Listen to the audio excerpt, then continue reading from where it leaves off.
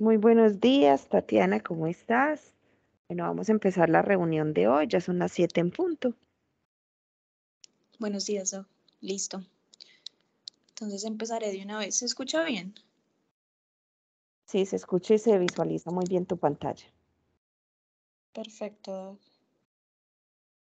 Entonces, buenos días. Mi nombre es Tatiana Andrea Barbosa Barrera. Soy residente de Ginecología y Obstetricia de la Universidad de Antioquia. Y mi asesora para esta charla del día de hoy fue la doctora Sandra María Vélez Cuervo, ginecóloga y obstetra, docente del Departamento de Ginecología y Obstetricia de la Universidad de Antioquia. El día de hoy les trajimos el tema de eclampsia. Para iniciar, les traigo esta tabla de contenido de los temas que se van a hablar durante la charla. Inicialmente una introducción acerca de la definición, la epidemiología, un poco de la fisiopatología de esta enfermedad, algunos factores de riesgo relacionados, los hallazgos clínicos y diagnóstico, diagnóstico diferencial. Vamos a ver las complicaciones maternas y neonatales relacionadas, el pronóstico materno a largo plazo de estas pacientes, algunas pruebas de neurodiagnóstico, la prevención, el tratamiento y unas conclusiones para que se lleven a la casa. Entonces, para iniciar, la palabra o el término eclampsia es derivado del griego eclampsis, que significa relámpago. Este término fue introducido por Johannes Barandeus. Sin embargo, la distinción como tal entre eclampsia y epilepsia la hizo el médico botánico y francés Francois Boissier. Él hizo esta distinción, la propuso dado que evidenció que la epilepsia era crónica y se repetía a lo largo de la vida, mientras que evidenció que la eclampsia pues no tenía estas características. ¿Cómo se define la eclampsia? Entonces, la eclampsia se define como la aparición de una o más convulsiones tónico-clónicas generalizadas que no están relacionadas con condiciones médicas de las gestantes diferentes a trastornos hipertensivos del embarazo. Mencionan que es la manifestación convulsiva de la preeclampsia y hay que tener en cuenta que es una causa importante de morbilidad y mortalidad materna y neonatal, especialmente con mayor incidencia en países con recursos limitados. De acuerdo a la epidemiología, como les mencionaba, aproximadamente 10% de las pacientes gestantes que tienen trastornos hipertensivos tienden a desarrollar eclampsia. En los países de altos recursos, digamos que la incidencia es baja, de 1.6 a 10 casos por 10.000 partos. Mientras tanto, en los países de bajos recursos, tiene una alta incidencia de 50 a 151 por cada 10.000 partos. Esta incidencia es mayor a nivel mundial en África. Y la eclampsia es responsable de aproximadamente 50.000 muertes maternas al año en todo el mundo. Hay que tener en cuenta que esta diferencia, esta disparidad como tal, entre la incidencia entre países de altos y bajos recursos está relacionado usualmente con el acceso universal a la atención prenatal, la detección temprana de la enfermedad, el parto oportuno y también la disponibilidad de los recursos sanitarios que tienen estos países de altos recursos en comparación con los países de bajos recursos. Entonces les traje acá algo más cercano a nosotros, que es la mortalidad asociada a eclampsia en Antioquia. Desde el 2004 al 2020 se identificaron 108 pacientes que fallecieron por trastornos hipertensivos asociados a la gestación y de estas pacientes, 60 pacientes fallecieron por eclampsia. Entonces, considerando un 55.65% de mortalidad dada por eclampsia en pacientes con trastornos hipertensivos, que es una mortalidad pues bastante alta que representa más del 50% en estas pacientes con trastornos hipertensivos. Algo que hay que tener muy en cuenta son que estas pacientes con preeclampsia grave que recibieron sulfato de magnesio tienen una crisis de eclampsia menor a 0.6%, mientras tanto las pacientes con preeclampsia grave que no recibieron sulfato de magnesio, por lo menos el 2% puede llegar a presentar eclampsia, que vamos a ver que es muy importante más adelante, teniendo en cuenta que el sulfato se utiliza como manejo inicial y para prevención de la recurrencia. Entonces, ¿qué podemos ver acá extrapolándolo a nuestra realidad en Antioquia? Y es que, de acuerdo a los casos de muerte materna que se han visto, hay un factor que es muy contribuyente a la muerte materna y es la no administración de sulfato de magnesio para prevenir la eclampsia, que como pueden ver aquí en la gráfica es de un 35%, que es una intervención que nosotros podemos mejorar, que se puede prevenir. Dentro de la fisiopatología de la enfermedad encontramos que, como tal, mencionan en los artículos que la patogénesis de la eclampsia no está muy bien dilucidada, no se conoce muy bien. Sin embargo, hay diferentes hipótesis que se han mencionado como mecanismos patológicos de la enfermedad. Una de estas hipótesis es como tal la alteración de la autorregulación en la circulación cerebral. Esto conlleva una interrupción de la barrera hematoencefálica y a su vez esto genera que haya mayor paso de líquidos, iones y proteínas plasmáticas al parénquima cerebral. Entonces, hay que tener en cuenta, previo a lo que les voy a mencionar, que como tal, para recordarles, la autorregulación de la circulación cerebral se hace con un mecanismo, que lo que hace es que es una respuesta a los cambios de la presión arterial. Entonces, cuando hay una presión arterial elevada, se produce una vasoconstricción, mientras que si hay una presión arterial disminuida, se produce una vasodilatación. Y como tal, esta autorregulación de la circulación cerebral está mediada por diferentes mecanismos, dentro de esos mecanismos metabólicos, neurogénicos e inclusive factores endoteliales. Entonces, dentro de la fisiopatología de la eclampsia encontramos que hay un fracaso de la autorregulación de la circulación cerebral secundario a una hipertensión aguda. Esto genera un aumento de la presión hidrostática y a su vez una disminución de la resistencia vascular cerebral, generando así un daño potencial de los microvasos. Adicional, dado este daño potencial de los microvasos, se generan microhemorragias, edema cerebral focal y neuroinflamación y daño neuronal. Adicional, se menciona que relacionado con la preeclampsia y con el aumento de la permeabilidad de la barrera hematoencefálica, hay aumento de los factores circulantes como el factor de crecimiento endotelial vascular y el factor de crecimiento placentario. Estos factores generan un aumento de los niveles de lipoproteínas de baja densidad que generan un proceso, a través de todo el proceso inflamatorio, un proceso de estrés oxidativo.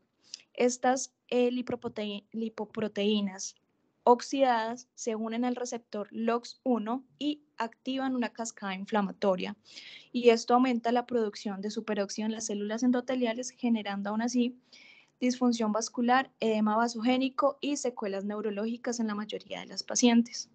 Dentro de los factores de riesgo que encontramos relacionados con las pacientes con eclampsia, los que tienen mayor impacto son la raza negra hispana, la edad materna avanzada, las pacientes con nulliparidad, las pacientes con edad materna mayor a 20 años, las gestaciones múltiples y las pacientes con parto prematuro de menos de 32 semanas, asociado a los pacientes con pobres controles prenatales. Aquí les traigo una gráfica, digamos que adicional a los factores que les mencioné previamente. Estos son factores también relacionados con el riesgo de desarrollar preeclampsia y a su vez pues eclampsia.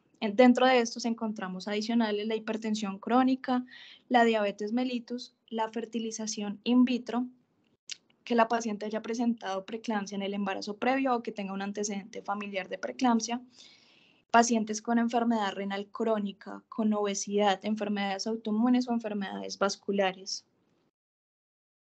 De acuerdo a la presentación y diagnóstico de esta enfermedad, encontramos que previo al evento convulsivo se pueden presentar diferentes síntomas. Dentro de estos, el más común, el que se presenta en la mayoría de casos, son cefaleas de intensidad alta, persistentes, que no mejoran con los analgésicos típicos, que usualmente son occipitales y frontales, a veces las mencionan en casco, y que están asociadas usualmente a algunas alteraciones visuales. Dentro de las alteraciones visuales que se mencionan en la literatura encontramos la visión borrosa, la diplopía, los escotomas, fotopsias y algunas pacientes pueden presentar ceguera cortical transitoria y otras pacientes pueden presentar un dolor epigástrico severo, también como síntoma previo a la eclampsia. Como les mencionaba, dentro de las estadísticas, las cefaleas se dan un 66%, las alteraciones visuales en un 27% y el dolor en el cuadrante superior derecho o epigástrico en un 25%. Hay que tener en cuenta que hay pacientes que pueden presentar eclampsia sin tener hipertensión y esto se puede dar hasta en el 25% de los casos. Esta enfermedad se puede dar en diferentes tiempos en el embarazo, entonces se puede dar preparto, intraparto y posparto. Sin embargo, la mayoría se da preparto, 59 a 70%. Intraparto 20 a 30% y posparto de un 20 a 30%. Adicional, tener en cuenta que se puede dar en el posparto de 48 horas hasta 6 semanas. De ahí la importancia de indicarle a la paciente los signos y síntomas de alarma para reconsultar a urgencias. Sin embargo, hay que tener en cuenta que estos síntomas se pueden confundir o solapar con otras enfermedades, ya sean médicas o quirúrgicas. Por eso, de ahí la importancia de tener una historia clínica y una exploración física exhaustiva, enfocada en diferentes patologías a descartar. Entonces hay que pensar también en patología secundaria, medicamentos, abuso de sustancias o algunas otras comorbilidades médicas. ¿Cuándo vamos a sospechar que esta paciente de pronto no tiene eclampsia, sino tiene alguna otra patología? De pronto cuando la paciente tiene una presión arterial normal, que no tiene proteinuria, que tiene un déficit neurológico focal o que estas convulsiones iniciaron antes de las 20 semanas o 48 horas después del parto, o que esta paciente posterior al evento convulsivo presentó una alteración del estado de conciencia prolongado. Esas pacientes que no responden al manejo usual también podríamos sospechar que tienen alguna otra causa diferente a la eclampsia. Entonces, en este cuadro les traje las posibles causas de convulsiones en el embarazo diferentes a la eclampsia. Entonces, las podemos dividir en diferentes causas. Tenemos los trastornos convulsivos relacionados como tal con el embarazo. Aparte de la eclampsia, podemos tener la embolia del líquido amniótico, la púrpura trombocitopénica trombótica. Dentro del origen neurovascular podemos encontrar la hemorragia intracraneal, la hemorragia subaracnoidea, que la paciente curse con una embolia, una trombosis arterial, una trombosis venosa cerebral, que tenga alguna lesión en el cerebro o que tenga algún defecto cerebral congénito. Hay que pensar también en causas metabólicas, por ejemplo, la hipoglucemia. No está de más siempre pedir una glucometría en estas pacientes que convulsionan. Hiponatremia, paciente que haya presentado algún trauma craneoencefálico, algún estado hiperosmolar, inclusive una cetoacidosis, e insuficiencia hepática y renal. Y dentro de las causas autoinmunes, también hay que tener en cuenta que una de las manifestaciones clínicas radiológicas de la eclampsia es el síndrome de Press, que también lo pueden dar algunas otras patologías. Dentro de estas está el lupus eritematoso sistémico, el síndrome antifosfolípido y también se pueden presentar casos de encefalitis, meningitis infecciosa y, como les mencionaba, sobredosis o abstinencia a drogas. Entonces hay que tener muy en cuenta todas estas patologías diferenciales. Dentro de las complicaciones maternas y neonatales de la eclampsia hay que tener en cuenta que la tasa de mortalidad materna de eclampsia a nivel mundial va aproximadamente un 7%, sin embargo, pues como les mencioné, es variable de acuerdo al país donde se presenta. De acuerdo a la presentación de mortalidad en África, Asia y América Latina, mencionan un riesgo de muerte con un OR de 42, que es bastante amplio al comparar la mortalidad en eclampsia versus eclampsia. Y estos pacientes tienen 60 veces más riesgo de presentar coma, pérdida de la conciencia, accidentes cerebrovasculares e inclusive estatus epilépticos. De acuerdo a las complicaciones neonatales, la tasa de mortalidad perinatal va del 5.6 al 11.8% y usualmente estas complicaciones neonatales están asociadas al desprendimiento de placenta, a la restricción del crecimiento intrauterino, asociado a su vez con la prematuridad extrema. Otras causas que podemos encontrar también relacionadas con la preeclampsia son los accidentes cerebrovasculares en un 2 a 4%, pacientes que presentan posterior a la eclampsia una falla cardíaca aguda, que es un 3 a un 9.5%, pacientes que presentan neumonías aspirativas de 2 a 4%, edema pulmonar, abrupción de placenta en un 7 a 12%, y todas las otras complicaciones que mencionamos acá, falla renal aguda, CID, TBP y que requieren transfusión de hemocomponentes. Es importante resaltar que estas pacientes que cursan con eclampsia tienen diferentes patologías a largo plazo. Entonces, dentro del pronóstico materno a largo plazo, encontramos que estas pacientes presentan un 25% mayor riesgo de presentar preeclampsia en un embarazo posterior. Y la tasa de recurrencia de eclampsia es del 2%. Se realizó un estudio de cohorte retrospectivo donde se evaluaron 569.900 mujeres, de las cuales 33.224 cursaban con trastornos hipertensivos asociados al embarazo. De estas, 319 cursaron con eclampsia, que aproximadamente era un 0.6%. Evidenciaron que estas pacientes con eclampsia tenían un riesgo 12 veces mayor de morbilidad cardiovascular, y dentro de esta morbilidad cardiovascular evaluaron que las pacientes presentaban mayor riesgo de infarto de miocardio, de enfermedad cerebrovascular, de insuficiencia cardíaca aguda, de cardiomiopatía y inclusive de paro cardíaco. En otro estudio de cohorte retrospectivo con una muestra importante de 1.565.733 mujeres, de las cuales 1.615 cursaron con eclampsia, lo que evaluaron en este estudio era si las pacientes presentaban a futuro trastornos convulsivos, donde evidenciaron que las pacientes que cursaban con eclampsia, 4.58 por 10.000 personas al año, presentaban trastornos convulsivos a futuro, mientras que las pacientes control que no tuvieron eclampsia presentaban trastornos convulsivos, probablemente por otras causas, de 0.72 por 10.000 personas al año, con un RR significativo de 6.09.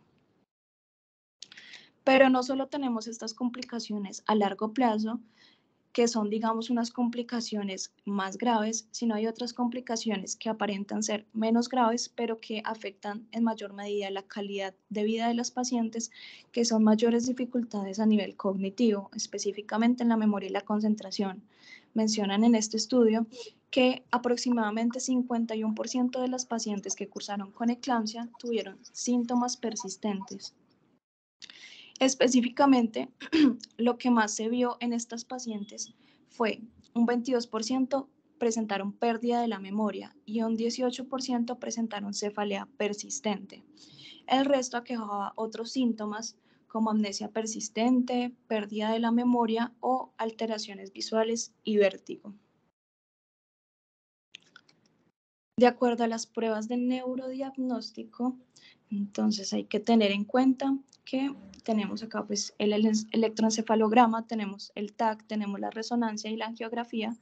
Digamos que el electroencefalograma no es algo que se haga de rutina, sin embargo, dentro de los estudios evidenciaron que las pacientes que cursaban con eclampsia presentaban anomalías en el electroencefalograma, específicamente en la forma de onda, en la frecuencia, en la amplitud y en la simetría. Pero de estas pacientes, el 81% mostraron como tal anormalidades, sin embargo, 90% resolvió todas estas alteraciones en el electroencefalograma posterior al parto. Digamos que rara vez mencionaban que tenían algunas complicaciones graves, como hemorragias intracraneales, edemas en la fosa posterior con compresión del tronco cerebral.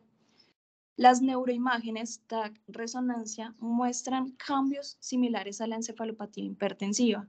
Entonces, lo que podemos ver acá es edema cerebral, infartos, hemorragias, pues digamos en los casos más graves, y como les mencionaba previamente, un hallazgo clásico de la crisis eclámptica posterior es el síndrome de encefalopatía posterior reversible.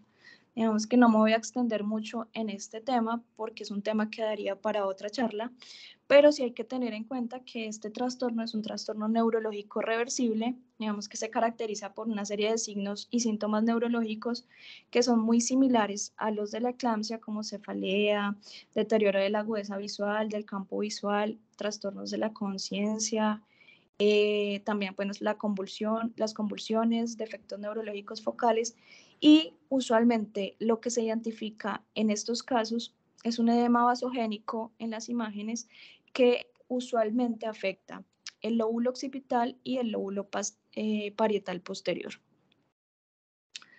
Entonces, ¿en qué pacientes vamos a hacer neuroimágenes?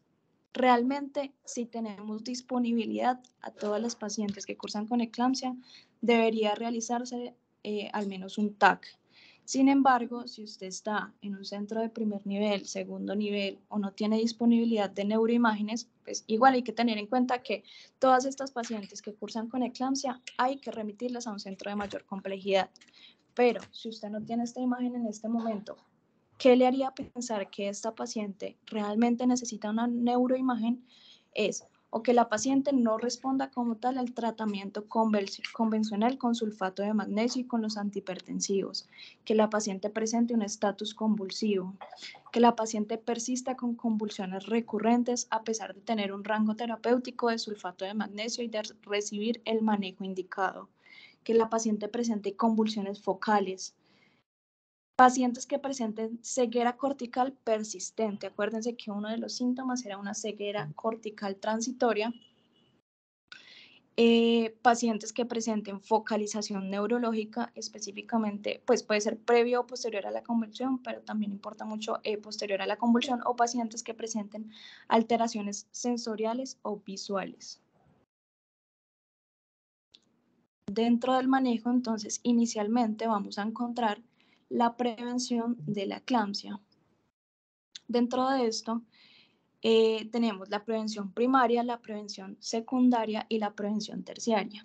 La prevención primaria, la cual es muy importante, es evitar como tal que se produzca la enfermedad que nos puede llevar como tal a la eclampsia. Entonces, evitar que se produzca inicialmente la preeclampsia.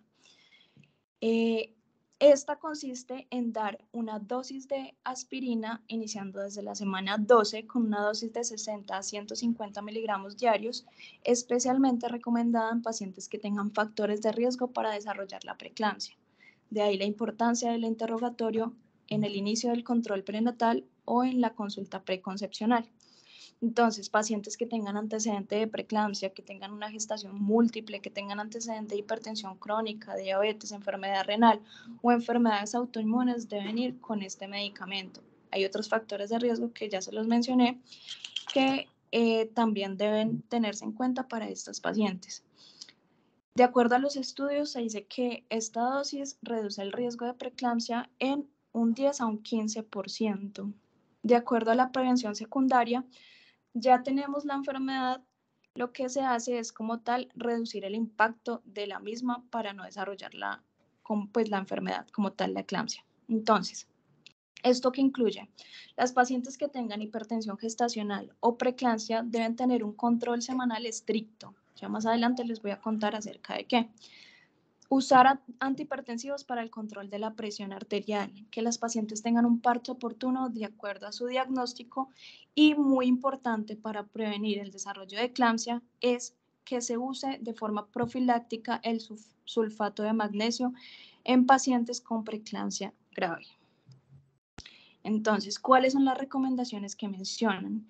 Que las pacientes con hipertensión gestacional y las pacientes con preeclampsia tengan un seguimiento semanal de la presión arterial, laboratorios, tengan una ecografía cada 3 a 4 semanas y que tengan pruebas anteparto semanales.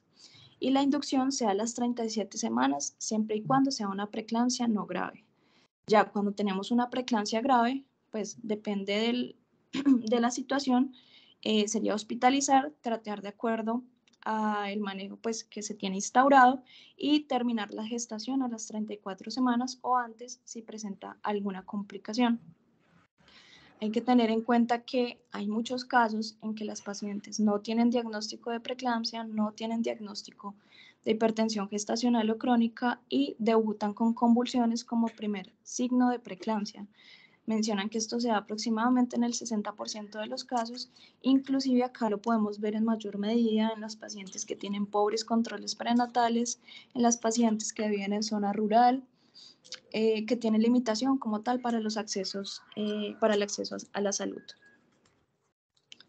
Como les mencionaba, la importancia del sulfato de magnesio se ha evidenciado en diferentes estudios ya pues de larga data, que el sulfato de magnesio es superior a la fenitoína, al diazepam y al nimodipino para la prevención de eclampsia en mujeres con preeclampsia.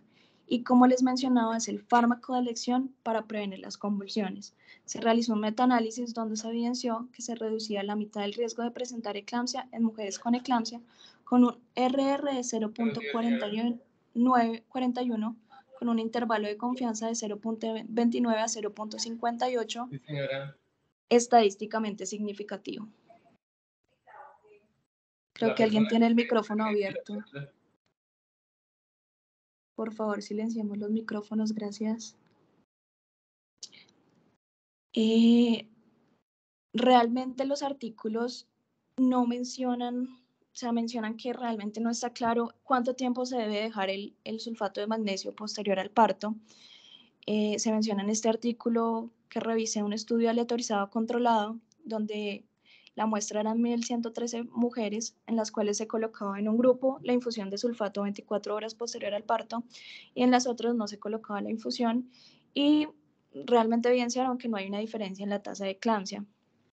Pero este estudio, digamos que tiene varias limitaciones. Dentro de esas, una de las limitaciones es el tamaño de la muestra. Sin embargo, igual se recomienda continuar el sulfato de magnesio durante 24 horas después del parto, por lo menos en pacientes con preeclampsia con características graves. Y se requieren pues más estudios para dilucidar la duda que se tiene en este momento. Este es un cuadro donde se visualizan diferentes estudios aleatorizados controlados, grandes, con tamaños de muestra significativos, que se estudiaba el sulfato de magnesio en preeclampsia grave. Entonces aquí tenemos estudios de 1995, 2002, 1998, 2003.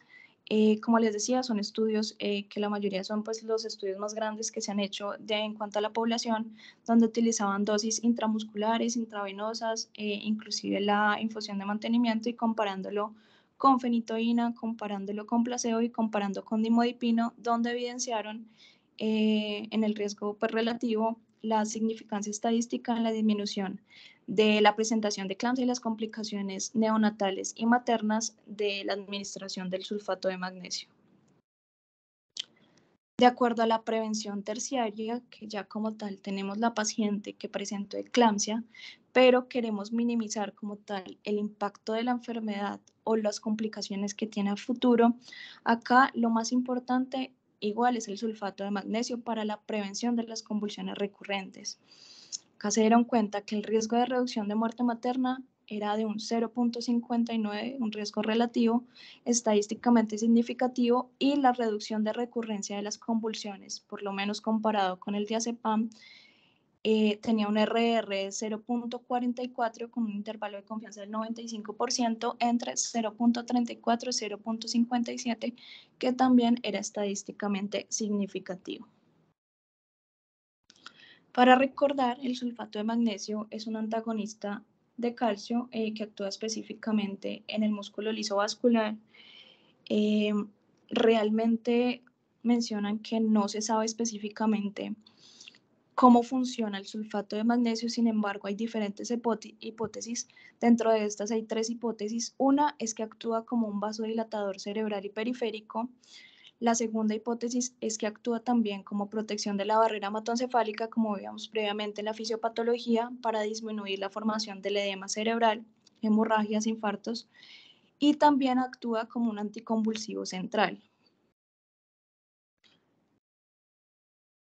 De acuerdo al manejo de la eclampsia, importante, estos pacientes siempre tienen que remitirse a un centro de alto nivel de complejidad.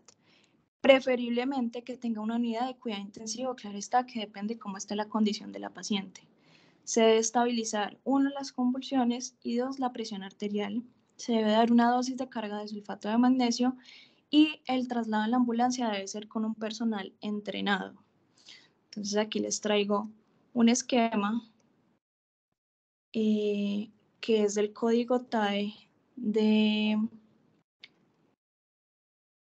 la universidad, donde están las 3 S, que es lo principal, lo primero que se debe hacer en estas pacientes en el manejo de la eclampsia. Entonces, lo primero que debemos hacer es, en los primeros 5 minutos, tratar y prevenir la recurrencia de las convulsiones. ¿Con qué? Entonces, le vamos a dar a las pacientes sulfato de magnesio de 4 a 6 gramos en 15 a 20 minutos.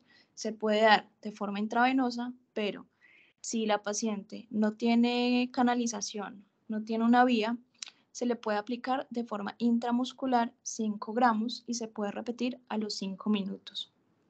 Y se debe dejar una infusión de mantenimiento de 2 gramos por hora intravenosa. Lo otro que debemos hacer a los 5 minutos es monitorización, canalización de la vena y oxígeno. Y muy importante, evitar las lesiones maternas. Entonces, vamos a elevar las barandas de las camillas, vamos a colocar a la paciente en una posición de cúbito lateral, aspirar las secreciones si es posible y evitar la mordedura de lengua. Ya para los 15 minutos debemos tener un control de la hipertensión severa que tiene esta paciente y debemos evaluar el bienestar fetal, evaluar pues que la materna también tenga bienestar y la terminación de la gestación. Ya para los 20 minutos debemos tener muestras de laboratorio, hemoleucograma, un panel metabólico, ionograma, glucosa, enzimas hepáticas, creatinina y una monitorización fetal. ¿Qué pasa si la paciente no responde al primer bolo de sulfato de magnesio? O sea, tiene una convulsión recurrente, le podemos dar una segunda dosis de sulfato de magnesio de 2 gramos en 3 a 5 minutos. Pero si la paciente persiste con una convulsión refractaria a pesar de este manejo, adicional de evaluar otras causas, también debemos considerar otros anticonvulsivantes y probablemente pues siempre evaluar el estado de conciencia de la paciente. Y evaluar si necesita intubación. Hay que tener en cuenta que, como les he mencionado durante toda la charla, el primer manejo, el manejo de elección en la eclampsia es el sulfato de magnesio, no son otros anticonvulsivantes como las benzodiazepinas o los barbitúricos, sino es el sulfato de magnesio. Ya si la paciente no responde a este medicamento después de 2 dosis, podríamos pensar en darle otros anticonvulsivantes. Igual, deben evaluar qué tienen disponible en su servicio de atención. Ya si la paciente está estable, entonces debemos prepararla para la terminación de la gestación y dependiendo pues en el lugar donde estamos, remitir al centro de alta complejidad. El sulfato de magnesio tiene en su mayoría eliminación renal, mayor a un 90%, entonces hay que tener en cuenta que las pacientes con falla renal, que tienen una creatinina sérica mayor a 1.2 o que presentan oliguria, se debe disminuir la dosis de mantenimiento a solo 1 gramo por hora, porque estas pacientes tienen más riesgo de toxicidad.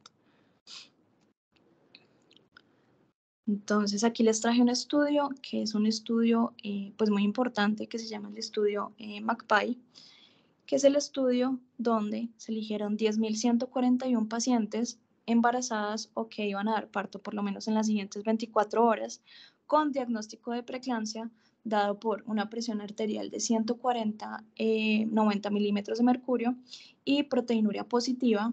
Fue un estudio aleatorizado en 33 países donde de forma aleatorizada dividieron las pacientes en pacientes que les daban sulfato de magnesio y pacientes que les daban placebo con una dosis de 4 gramos y un mantenimiento de 1 gramo por hora.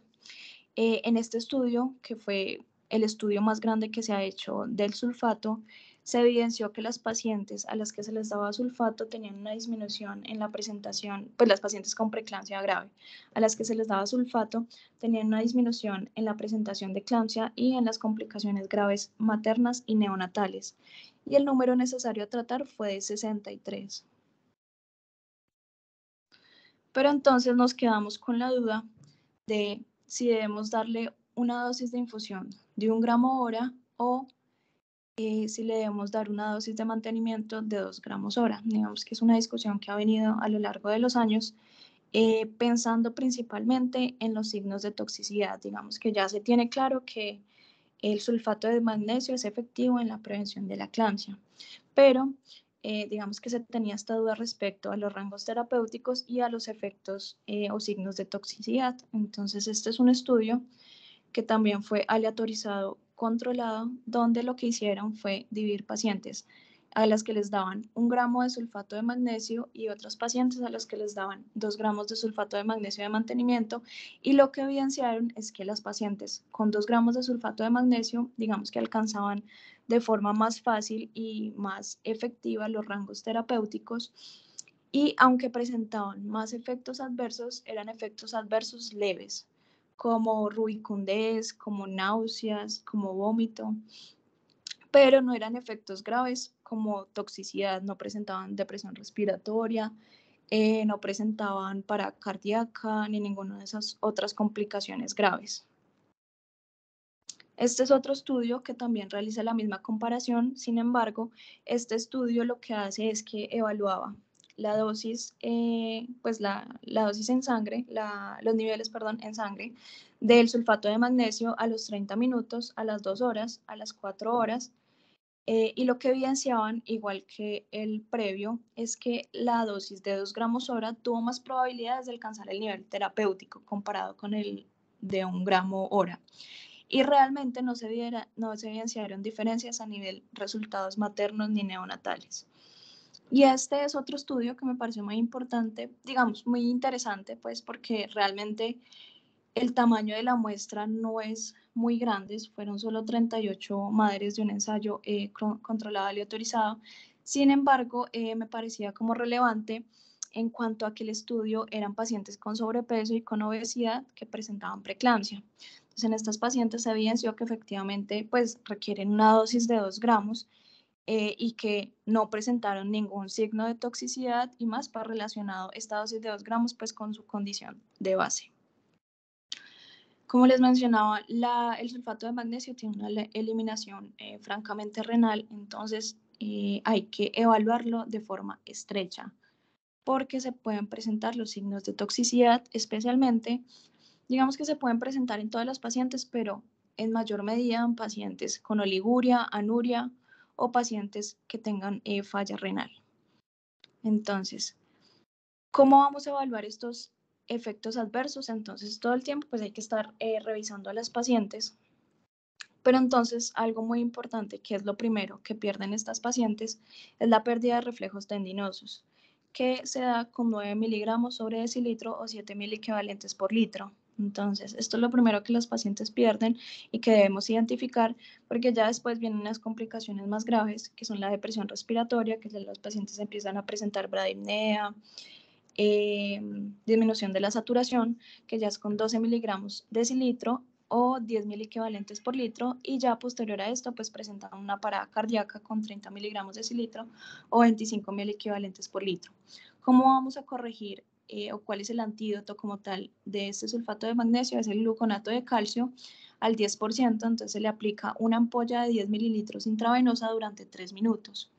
A las pacientes de alto riesgo, que tienen alto riesgo de toxicidad, le vamos a monitorizar los niveles de magnesio cada 4 a 6 horas y siempre estar muy atentos de vigilar estos signos de alarma en las pacientes que están con infusión de sulfato de magnesio. ¿Cuál es el manejo posterior a la convulsión? Entonces hay que tener en cuenta que todas las pacientes que presentan eclampsia tienen indicación de terminación del parto. Sin embargo, esta no es una indicación como tal absoluta de cesárea. Entonces, ¿qué pacientes tienen indicación de cesárea? Hay que evaluar otras causas obstétricas que nos indiquen que la paciente sí debe ser llevada a cesárea. De lo contrario, si la paciente tiene un bienestar fetal y tiene un bienestar materno, se puede iniciar la inducción una vez se haya controlado toda la crisis.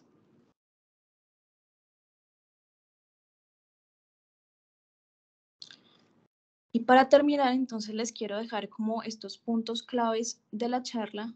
El primero es el sulfato de magnesio, es de elección, es tratamiento y es para la prevención de las recurrencias. Siempre hay que tener en cuenta considerar el peso materno para ajuste del manejo farmacológico.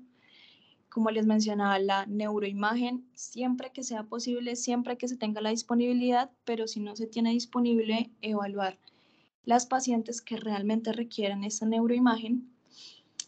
Como vimos, existen diferentes condiciones neurológicas y cardiovasculares asociadas a largo plazo en estas pacientes que cursan con eclampsia. Hay que desmitificar el nivel terapéutico de magnesio. Ya vimos que varios estudios mencionan que podemos dar una infusión de 2 gramos de mantenimiento, digamos que sin estresarnos por la toxicidad. Y muy importante la educación en signos y síntomas de alarma para prevenir todas estas complicaciones, esta morbilidad, mortalidad neonatal en estas pacientes y más pues acá en donde nosotros trabajamos. Esto era lo que les traía para hoy. Cualquier duda, inquietud o comentario, estoy atenta.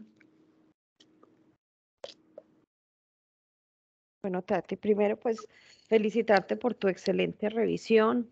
Es un tema que en los últimos años, sobre todo con el uso y los estudios que han salido nuevos para precisamente la desmitificación del uso del sulfato de magnesio, ha tenido entonces, digamos, varios estudios al respecto, inclusive hasta de la disminución de la dosis de mantenimiento luego del posparto, si previamente o anteparto pues se utilizó sulfato de magnesio.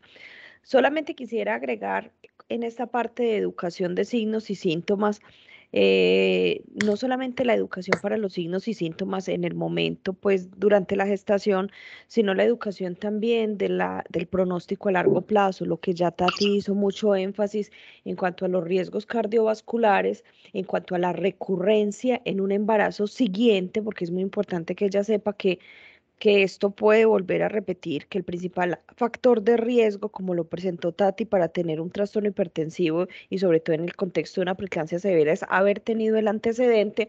Y lo otro que debemos garantizar es la planificación familiar, porque entonces debemos de garantizar el cuidado de estas pacientes, hacer la adecuada asesoría preconcepcional y anticonceptiva y que estas pacientes que tuvieron una morbilidad materna extrema, una morbilidad materna grave, idealmente salgan con un método de planificación desde el alta y que nos garantice entonces un adecuado pues prevención de de un futuro embarazo cercano. Entonces, felicitaciones por tu buena revisión. Van a seguir saliendo cosas nuevas y todo esto que presenta Tati del uso y de la dosis de sulfato de magnesio son, son como las cosas más nuevas que han salido al respecto, pero es fundamental porque el sulfato de magnesio básicamente es el único medicamento que tenemos, como lo mostró Tatiana, en prevención, tanto digamos, de una primer episodio, en prevención de recurrencias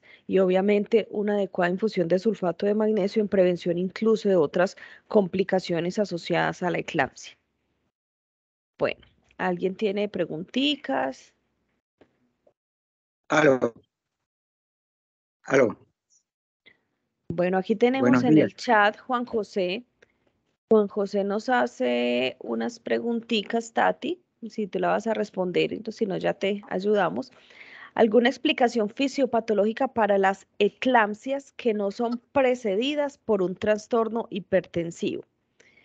Juan José, me imagino que estás preguntando es que no sean precedidas más que un trastorno por una crisis hipertensiva, o sea, con elevación de las cifras de presión arterial.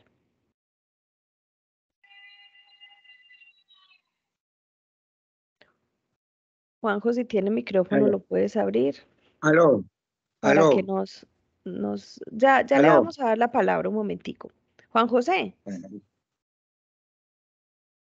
bueno, vamos a aclararle un poquitico acá. Dentro del espectro de la preeclampsia, eclampsia, hay consideras una cantidad, se considera pues realmente una enfermedad multifactorial en el cual hay una cantidad de factores genéticos, inmunológicos, pero ya hablando directamente de eclampsia, inclusive hay una parte que no quisimos tratar porque hace parte de un seminario completo y de lo que tiene que ver solamente con los, los componentes vasogénicos por los factores vasogénicos y perfiles hemodinámicos que pueden estar involucrados en esa fisiopatología. E incluso puede verse primero la manifestación vasogénica neurológica que a veces la misma hipertensión, que hemos notado con muchas de estas pacientes y se pues y describe a la literatura que más o menos entre el 8 al 15% de pacientes pueden tener eclampsia a pesar de no tener crisis o cifras de presión arterial elevadas. Pero sí se ven los cambios pues iniciales de edema, de alteración de perfil hemodinámico en las alteraciones pues neurológicas. Entonces, esto sí se puede ver y la explicación básicamente es ya por una explicación directa vasogénica en sistema nervioso central. Bueno.